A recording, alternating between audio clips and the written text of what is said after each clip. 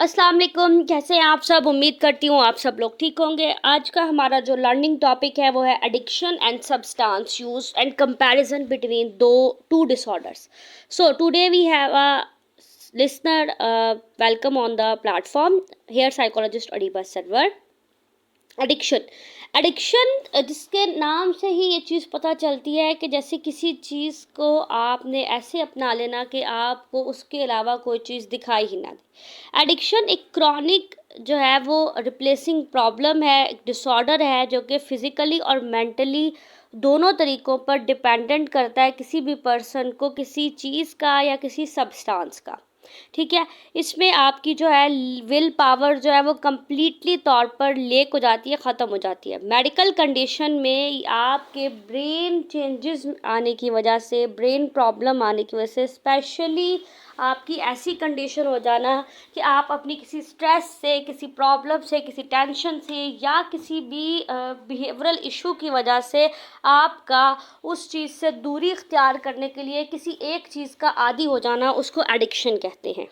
There are some common types of addiction, जिसमें behavioural addiction, gambling, internet shopping, sex, substance addiction की बात की जाए तो ड्रग्स, हीरोइन, कोकेन या कोई ऐसी मेडिसिन जिससे आपको सुकून मिलता हो, ज़्यादा नींद आती हो, अल्कोहल, निकोटीन। अब बिहेवियरल एडिक्शन में किसी पर्सन के बिहेवियर का एडिक्शन हो जाना। गैम्बलिंग में जो है वो अपने पैसे को डबल करने के बारे में सोचना और उस चीज़ का एडिक्शन हो जाना। इंटरनेट में आपका बहुत टाइम स्क्रॉलिंग करने का एडिक्शन। Gaming addiction. शॉपिंग, यानी कि अगर आपको नीड नहीं भी है शॉपिंग की, आपके पास इनफ थिंग्स हैं फिर भी आपने उस चीज़ को बढ़ाना, तो उसे शॉपिंग एडिक्शन कहते हैं। उसके साथ फिर सेक्स एडिक्शन, बार बार करना, और जो है वो एडल्ट में ये चीज़ ज़्यादा नज़र आती है।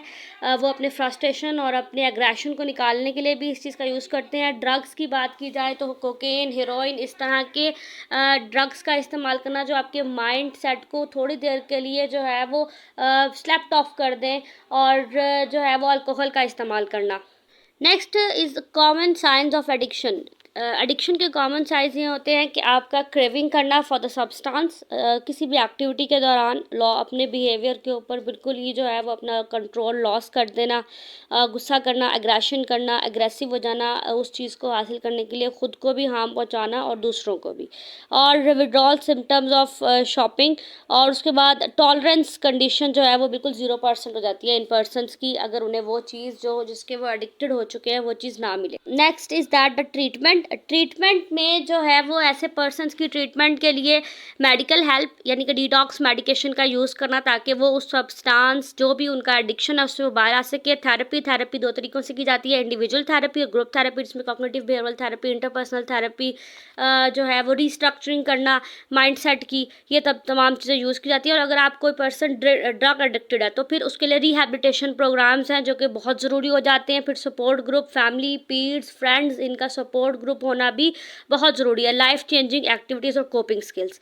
आगे आ जाता है substance use disorder. Substance use disorder भी एडिक्शन की तरह ही है, यानी कि किसी भी ऐसी सब्सटेंस का इस्तेमाल करना शुरू कर देना किसी पर्सन का, जिस तरह के अल्कोहल है, कोई प्रिस्क्राइब्ड मेडिसिन है या इलीगल ड्रग्स है, जो कि आपके हेल्थ को, आपके रिलेशनशिप को और आपकी लाइफ लॉन्ग रिस्पॉन्सिबिलिटीज़ को हार्म क्रिएट करते हो, वो सब्सटेंस यूज़ डिसऑर्डर कहलाता है। अब सब्सटेंस यूज़ डिसऑर्डर को जो है वो एक्सप्लेन करने के लिए कहा जाता है कि एडिक्शन भी सब्सटेंस यूज़ की तरह ही, क्योंकि एडिक्शन में भी कोई ना कोई चीज़ का आदी होता है और सब्सटेंस यूज़ में भी। अब इसमें की science of substance use disorder है कि उस सब्सटेंस की क्रेविंग होना इंटेंसली, और आपका लॉस ऑफ कंट्रोल होना, यूजिंग मोर इंटेंट टू ऐसी प्लानिंग्स करना उस चीज़ तक पहुंचने के लिए जो लॉन्गर वर्क कर सके। अपनी रिस्पॉन्सिबिलिटीज़, होम वर्क, स्कूल और अपने घर को, अपनी फैमिली मेम्बर्स को, अपने रिलेशनशिप्स को निगलेक्ट करना, अपनी रिस्पॉन्सिबिलिटीज़ को निगलेक्ट करना।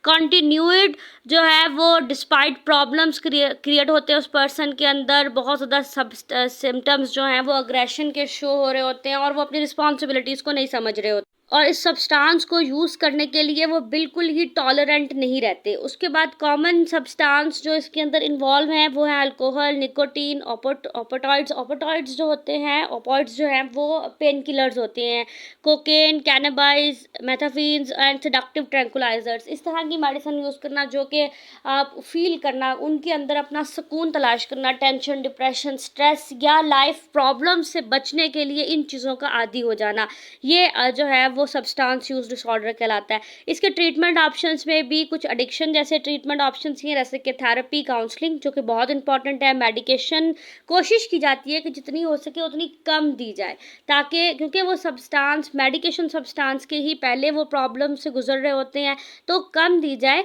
लेकिन for some type of opioids और अल्कोहल के लिए मेडिकेशन देना ज़रूरी होता है। सपोर्ट ग्रुप यानी फैमिली, फ्रेंड्स, इनका सपोर्ट ग्रुप होना बहुत ज़रूरी है। डिटॉक्स प्रोग्राम यानी कि रिहैबिलिटेशन सेंटर्स में रखा जाना।